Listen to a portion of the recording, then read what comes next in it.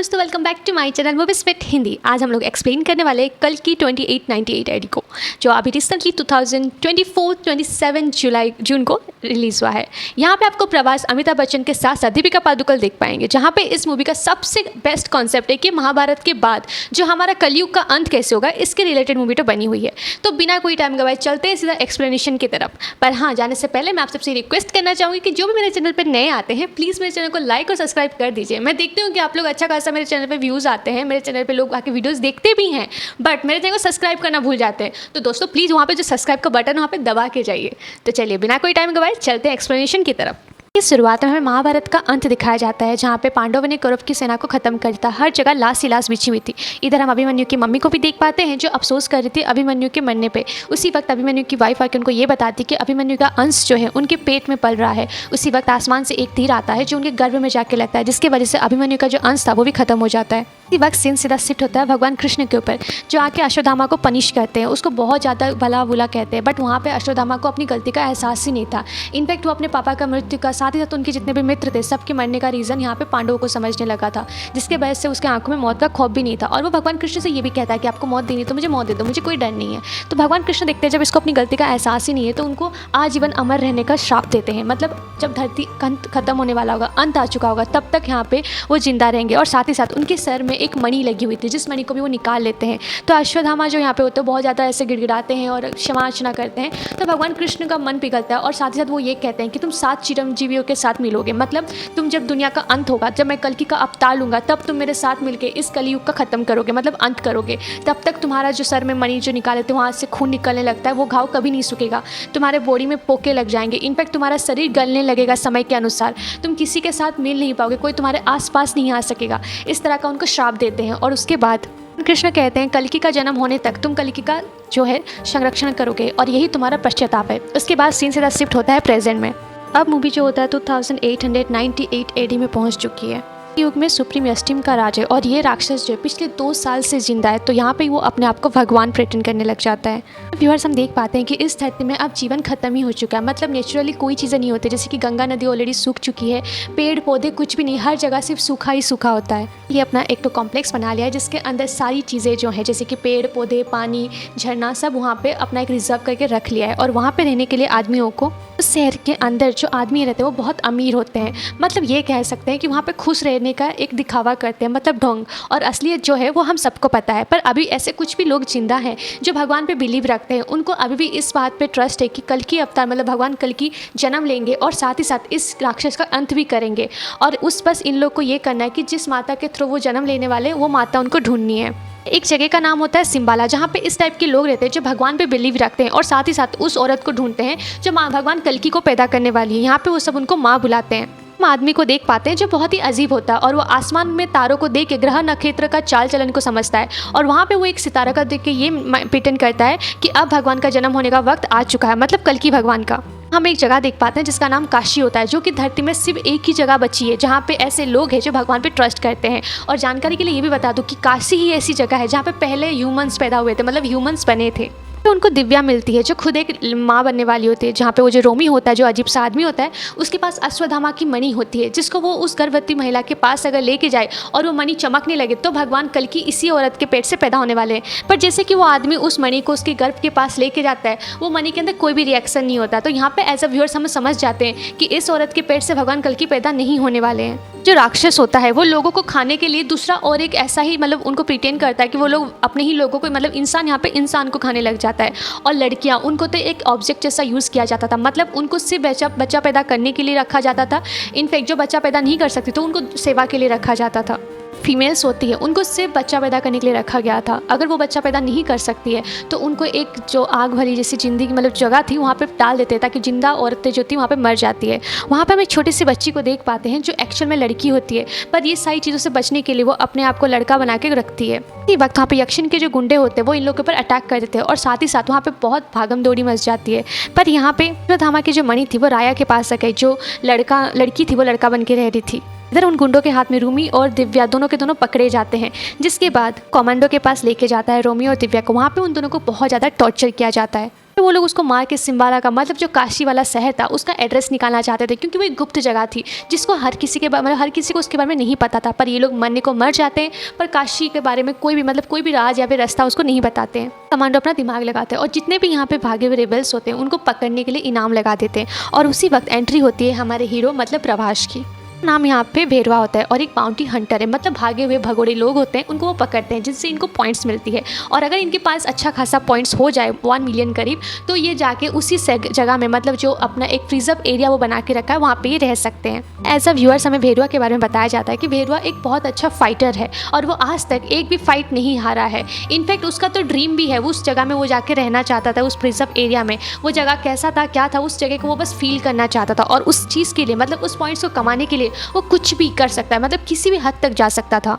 तरफ जो शैतान का राइट हैंड था, उसको ज़मीन के अंदर से कुछ चीज़ें मिलती है और वो कुछ और नहीं, अर्जुन का धनुष था, जो ऑटोमेटिकली वहाँ पे थोड़ा बहुत, मतलब उसको कोई हिला नहीं पाता, मूव हो रहा था। बस सीन सीधा होता है सीधा उसी जगह में जहाँ पे फीमेल्स को रखा जाता है फर्टिलाइजेशन के लिए, मतलब वहाँ पे वो लोग जो बच्चा पैदा करते हैं मशीन के थ्रू।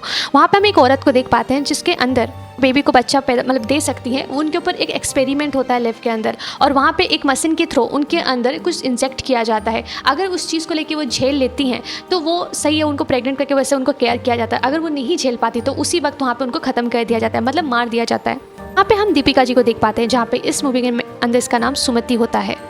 सुमिति के बारे में बताया जाता है जो माँ नहीं बन सकती है, बट इनको माँ बनने की बड़ी चाह है और ये एक बार माँ बन के उस फीलिंग्स को लेना चाहती है। इसी वक्त वहाँ पे एक प्रेग्नेंट लेडी जो होती है वो सुमिति को ये बताती है कि यक्षिन मतलब जो शैतान है उसको बच्चा नहीं चाहिए, वो तो बच्चा अपनी बलि के लिए ले रहा है, मतलब उसको कुछ एक्सपेरिमेंट करना है। पर सुमिति उसको ये कहती है कि मुझे बच्चा एक्सपेरिमेंट के लिए नहीं देना है, मुझे बच्चा को पालना है, पैदा करना है। इनफैक्ट मुझे उसको फील करना है कि वो मोमेंट कैसा होता है, वो फीलिंग्स कैसा होता है। एज अ व्यूअर्स हमें पता चलता है कि जो यक्षिन है वो एक फार्मूला बनाया है जो हर एक जो प्रेग्नेंट हो सकती है उन लड़की के अंदर इंजेक्ट किया जाता है। अगर वो इंजेक्ट होने के बाद 50 डे कंप्लीट हो जाता है तो साइंटिस्ट उस बेबी के अंदर से एक सीरम निकाल के यहाँ पे यक्षिन को देंगे। बट यहाँ पे एक प्रॉब्लम आती है कि उस फॉर्मूला को कोई भी लेडीज़ अपने अंदर ज़्यादा दिन नहीं रख पाती है। आइदर वो बच्चा ख़त्म हो जाता है या फिर वो लेडी खुद ही बांझ बन जाती है या फिर वो मर जाती है। यहाँ पे जो भी फीमेल्स उसको अंदर लेती हैं तो उनका प्रॉब्लम ये होता है कि हर एक फीमेल्स 90 दिन के अंदर मर जाती है। तो यहाँ पे जो यक्षन होता है वो उसके साइंटिस्ट के जो साइंटिस्ट होते हैं उनको बुलाता है मिलने के लिए। तो वो डरा हुआ होता है क्योंकि अगर वो खाली हाथ जाएगा तो वो ऑब्वियसली इसको मार देगा। तो उन्होंने लास्ट टाइम जिस लड़की के ऊपर एक्सपेरिमेंट किया था वो लास्ट टाइम 98 डेज तक जिंदा थी, जिसकी वजह से उसके अंदर से फॉर्मूला निकाल के वो उसको देने के लिए लेके जाता है। साइंटिस्ट जो होता है उस यक्षन से ये पूछता है कि आपने ये फॉर्मूला कैसे बनाया है ताकि वो अपने एक्सपेरिमेंट को और भी अच्छे से कर सके। यक्षन यहाँ पे थोड़ा सा ओवर स्मार्ट था। वो क्या करता है, वो लेके आया था सीरम औरत के अंदर से निकाल के उसको अपने बॉडी में इंजेक्ट करता है, जहाँ पे उसको ये फील हो जाता है कि ये जो साइंटिस्ट है वो उसको मारने के लिए आया है।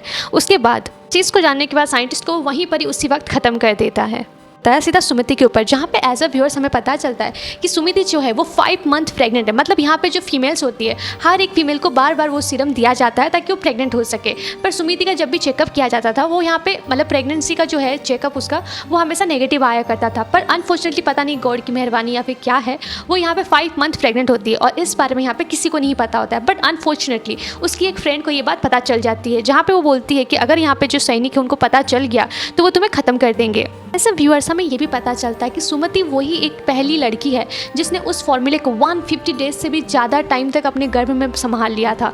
मतलब अब अगर इस बारे में उस राक्षस को पता चलता है तो वो सुमति को तो जिंदा रखेगा नहीं और साथ ही साथ हो सकता है उस बच्चे को भी वो ख़त्म कर दे। तो सुमति उस लड़की को रिक्वेस्ट करती है कि प्लीज़ तुम किसी को कुछ मत बताना क्योंकि इस बच्चे को मैं जन्म देना चाहती हूँ। सीन शिफ्ट होता है सीधा काशी के जो वो भागा हुआ आदमी और भैरव के ऊपर, जहाँ पे भैरव उस आदमी को पकड़ा हुआ आदमी को अपना स्टोरी बताता है कि कैसे वो क्या पैदा हुआ था और कैसे उसके साथ वो यहाँ आके पहुँचा है।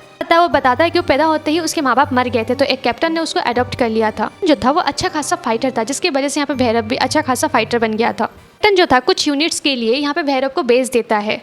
इंसान ने उसको पाला बड़ा किया पोसा, लाइक एक फादर के जैसे उसको ट्रीट किया। एक दिन उसी ने कुछ यूनिट्स के लिए उसको बेच दिया जिसकी वजह से उसके अंदर अब किसी के ऊपर ट्रस्ट ही नहीं होता है। यहाँ पे ऐसे एज ए व्यूअर्स हमें ये रिवील होता है कि जैसे कि कैप्टन यहाँ इसको बेचने वाला था भैरव को, तो भैरव को बेचने से पहले ही कैप्टन के बारे में पता चल गया था। तो यहाँ पे वो क्या करता है, कैप्टन को ही बेच देता है। प्रेजेंट में हमें यहाँ पे भैरव को दिखाया जाता है जिसकी एक गर्लफ्रेंड है, उसका नाम रॉक्सी होता है। रॉक्सी आके उसको ये बताती है कि उसके कॉम्प्लेक्स में जॉब लग गई है और एज अ व्यूअर्स हमें ये पता चलता है कि भैरव को उस लड़की से लेके कोई ज़्यादा ऐसे लगाव नहीं है, प्यार नहीं है, वो जस्ट उसके साथ रह रहा है। यहाँ पे रॉक्सी को जैसे जॉब मिला, उसको पता चला, तो यहाँ पे उसको मक्खन लगा के उसके साथ कॉम्प्लेक्स के अंदर चला गया, क्योंकि उसका तो ड्रीम था कॉम्प्लेक्स के अंदर जाने का। भैरव पहली बार उसके अंदर गया था, जिसकी वजह से वहाँ पे वो काम करने की बजाय वहाँ के चीज़ों के साथ एंजॉय करने लगा, मतलब पानी पौधे ये सब देख के खुश होने लगा। उसी वक्त वहाँ पे जो रोबोट होते हैं उनको पता चल गया था और वो लोग यहाँ पे भैरव को लेके निकाल के बाहर फेंक देते हैं, क्योंकि वहाँ पे एक डिटेक्टिव मशीन होता है जिसके थ्रू आपके एक फ़ोटो से वो पूरा जान जाते हैं कि आपके पास कितने पॉइंट्स है, आप कितने क्या है, सारी डिटेल्स वहाँ पे ऑटोमेटिकली आ जाती है, जिसकी वजह से जो भैरव था उसको वहाँ से निकाल के बाहर फेंक दिया जाता है। अंदर का व्यू दिखाया जाता है जहाँ पे सुमिति को एक गार्ड ने पकड़ लिया था, क्योंकि सुमिति प्रेग्नेंट है, इस बारे में उनको पता चल गया था। तो साइंटिस्ट भी सब शॉक में चले गए थे, क्योंकि सुमिति ने 5 मंथ्स प्रेग्नेंट है, मतलब उसने वो जो प्रोटीन था उसको कैरी कर लिया था। अब उसको लैब में लेके जाता है टेस्ट के लिए। उसको मशीन के अंदर डाल के वो सीरम निकाला जा रहा था, तो एक दूसरी लड़की आके सुमिति को वहाँ से निकाल देती है और साइंटिस्ट के हाथ में सिर्फ एक बूंद सीरम लगता है।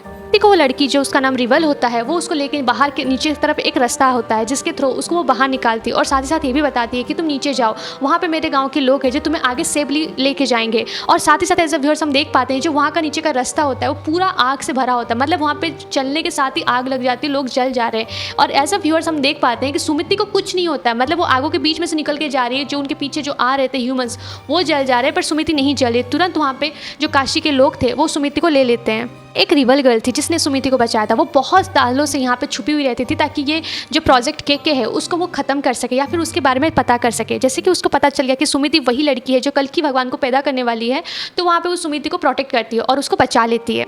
शिफ्ट होता है रिया के ऊपर, जिसके पीछे वो हंटर जो होते हैं, वो आदमी होते हैं जो पीछे पड़े होते हैं उसको मारने के लिए, जिसके पास अश्वत्थामा की मणि होती है। तो उन लोगों से बचते हुए एक ज़मीन के अंदर जो पुराना शिव मंदिर था वहाँ पे गिर जाती है और वहीं पर ही हमें रिवील होते हैं अश्वत्थामा जी, जो उसी मंदिर के अंदर होते हैं और उस जो आदमियों से, मतलब वो जो इंसान थे जिसके पीछे उसको पड़े थे, उनको ख़त्म कर देते। और साथ ही साथ अश्वत्थामा के पास वो मणि आती है, अश्वत्थामा की मणि ऑटोमेटिकली चमकने लगती है, जिसको लगाने के बाद सर पे दोबारा अश्वत्थामा को फिर से अपनी शक्तियाँ वापस मिल चुकी थी। अश्वत्थामा को समझ में आ चुका था कि सालों की नींद जो उनकी थी वो पूरी हो चुकी है, अब भगवान कल्कि को बचाना है। सालों पहले जो उन्होंने एक माता का गर्भ नष्ट करने के लिए ये सज़ा भुगती थी, आज एक और माता का गर्भ बचाने के लिए वो अपना पश्चाताप कर सकते हैं।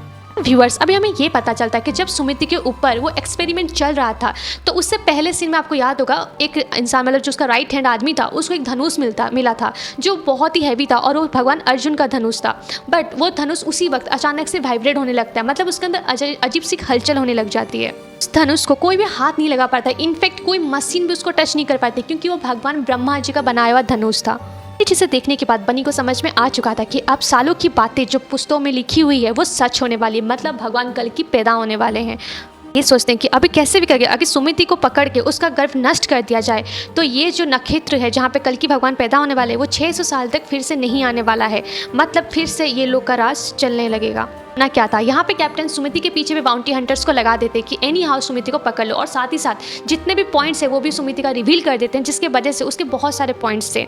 तो सबके बीच में भैरव भी आता है ताकि वो सुमिति को पकड़ के वो पॉइंट्स लेके दोबारा उस शहर के अंदर जा सके। अब सुमिति को सीन देख पाते हैं जहाँ पे उसको वो हंटर्स लेके जा रहे थे सिम्बाला, उनके ऊपर अटैक होने लग जाता है। वहाँ पे होती है ज़बरदस्त फाइटिंग, मतलब यहाँ पे आते हैं हमारे भगवान अश्वत्थामा जी जो हर एक इंसान को पकड़ पकड़ के उठा के फेंक देते हैं। आपको ये तो पता होगा कि सत्ययुग में जो भगवान जी थे, मतलब जो उस टाइम के इंसान थे, उनका हाइट काफ़ी अच्छा था और इस मूवी के लिए मुझे लगता है ये बेस्ट कैरेक्टर है, क्योंकि एज अ व्यूअर्स हमको पता है जो हमारे अमिताभ बच्चन जी उनका हाइट अच्छा खासा है और इस मूवी में ये चीज़ दिखाया भी गया है।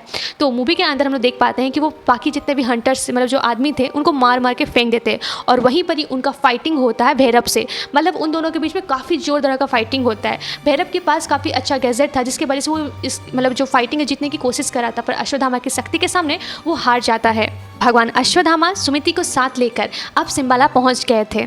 ये लोगों को बिल्कुल भरोसा नहीं हो रहा था कि भगवान कल्कि का पैदा होने वाले हैं, और उसी वक्त भगवान का जो चमत्कार होता है उस सिम्बाला में बारिश हुई, मतलब बहुत सालों के बाद वहाँ पे जब बारिश हुई तो लोगों को अब यकीन होने लगा। अब वो लोग सुमिति को सबको मिलकर माँ माँ बुलाने लगे। भैरवा को हम देख पाते हैं जिसको कम्प्लेक्स के अंदर से हमेशा के लिए बैन कर दिया गया, और इस बात को उसके अंदर इतना गुस्सा था कि अब एज अ व्यूअर्स हम उसके फेस से ये गुस्सा देख पाते हैं। तो यहाँ पे एक चाल चलता है, वो बहुत ज़्यादा अपसेट हो चुका था क्योंकि उसका ड्रीम टूट चुका था। अब उसके पास जो एक आदमी था जो सिम्बाला से ही बिलोंग करता था, तो उसके पास जाके वो सैड होकर इमोशनली उससे उस जगह का एड्रेस पता पूछता है, जिसके बाद वो लड़का जो था वो ऑलरेडी इसका फ़ैन था और इस पर ट्रस्ट भी करता था, जिसके बाद वो उस जगह का एड्रेस उसको बताने के लिए उसके साथ ले जाता है। भैरव अब काफ़ी ज़्यादा खुश हो गया था क्योंकि जिस फाइटिंग के वजह से, जिस चीज़ की वजह से उसको वहाँ से बैन कर दिया था, अब वो उसी जगह में मतलब उस स्पेस को जगह को ढूंढ कर वहाँ पे वो अश्वत्थामा से फाइटिंग करने वाला था। तो यहाँ पे वो जो अपना गाड़ी था उसको सही सलामत करता है, जिसको अश्वत्थामा ने तोड़ दिया था। मतलब वो काफ़ी हाई पावर मतलब रोबोट के जैसे उसको पूरा सही बना देता है और साथ ही साथ उस जगह मतलब काशी की तरफ वो दोनों के दोनों निकल जाते हैं। हमारे को देख पाते हैं जो रेया को अपने स्टिक के बारे में बताते हैं और एज अ व्यूअर्स हमें ये पता चलता है अश्वत्थामा के पास जो एक स्टिक है वो जो हमारे भगवान कर्ण थे उनका था और वो बहुत ही ज़्यादा शक्तिशाली थे। एज अ व्यूअर्स हमें ये तो पता है कि कर्ण जो थे वो भगवान सूर्य के पुत्र थे, जिसके वजह से वो पवन देव अर्जुन के जो पुत्र हैं उनसे भी कई गुना शक्तिशाली थे। और हमें ये तो जानकारी है कि जब महाभारत में भगवान कृष्ण से बताया गया था कि जब हमारे दुनिया का अंत होगा, जब कल की भगवान आएंगे, तब कर्ण का जो कर्ण और कवच, कुंडल और कवच है वो साथ तो जो चिरंजीवी हैं उनके साथ मिलकर यहाँ पे ख़त्म किया जाएगा। तो यहाँ पे ये चीज़ को कहीं ना कहीं दिखाया गया है। साथ ही साथ ये भी बताता है कि जब से इस कर्ण की देह मतलब ऑलरेडी वो देह त्याग चुके हैं, उसके बाद से ये स्टिक अब सिर्फ एक लकड़ी का सहारा है और कुछ नहीं, मतलब एक बुढ़ापे का सहारा बन चुका है। पर यहाँ पे सुमिति अपने आप को थोड़ा सा ऐसे रिग्रेट फील करती है कि इस बच्चे की वजह से कितनों की लाश जा रही है, कितनों की मौत हो रही है, क्या हो रहा है, मतलब वो अपने आप को बहुत ज़्यादा बुरा फील करती हैं। अश्वत्थामा उनको समझाते हैं और साथ ही साथ ये भी बताते हैं कि वो जो बच्चा पैदा होने वाला है उनकी पूरी की पूरी सच्चाई क्या है। उसके बाद सीन शिफ्ट होता है सीधा भैरव के ऊपर। दिल के साथ सिम्बाला आ चुका था। भैरव अश्वत्थामा का फेस कॉपी करके सुमिति को अपने साथ लेके जाने वाला होता है, बट उसी वक्त यहाँ पे ओरिजिनल जो अश्वत्थामा होते हैं वो आ जाते हैं, जहाँ पे अश्वत्थामा के साथ भैरव का फिर से फाइटिंग होता है। आज भैरवा अपनी कार को एक एडवांस रोबोट बना के लाया था, जिससे साथ लड़ते हुए हमारे अश्वत्थामा को थोड़ी बहुत दिक्कतें तो हो रही थी। फिर भी अश्वत्थामा यहाँ पे सिम्बाला को हरा दिए थे। पर सिम्बाला का जो प्लान था यहाँ पे काशी को सबके सामने रिवील करना, तो यहाँ पे उसका प्लान जो था वो सक्सेसफुली हो चुका था। बाकी के जितने भी उस शैतान के आदमी थे, कमांडो थे, वो यहाँ पे इस जगह पे हमला कर देते हैं। एज अ व्यूअर्स हमें ये पता चलता है जो सुमिति का गाड़ी था जिसके थ्रू वो यहाँ पे आई थी, वहाँ पे एक GPS का ट्रैकर लगा था, जिसके वजह से ये लोग उसका ट्रैक करके यहाँ तक पहुँच चुके थे। सिम्बाला के हर एक आदमी कोने कोने से मरे जा रहे थे। इनफैक्ट सब कोई वहाँ पे बहुत बड़ा युद्ध हो चुका था, सब मर रहे थे। और साथ ही साथ यहाँ पे कमांडो सुमिति को भी किडनैप कर लेता है जाने के लिए। फिर सिम्बाला की जो माता है मरियम, वो उसको आगे आती हैं, फिर वो कमांडो से फाइट करती है और यहाँ पे उनकी भी मौत हो जाती है। भगवान अश्वत्थामा को भी उन लोगों ने बांध दिया था, बट भगवान तो भगवान ही है। अब उस जगह में फिर से और एक मिरेकल होता है। मतलब उस जगह में एक पुराना बरगद का पेड़ था, मतलब बहुत ही सूखा हुआ, पर पता नहीं कैसे जिस पेड़ में आज तक एक फूल, एक धागा, मतलब कुछ भी नहीं निकला था, वहाँ 2 पत्तियाँ निकलती हैं।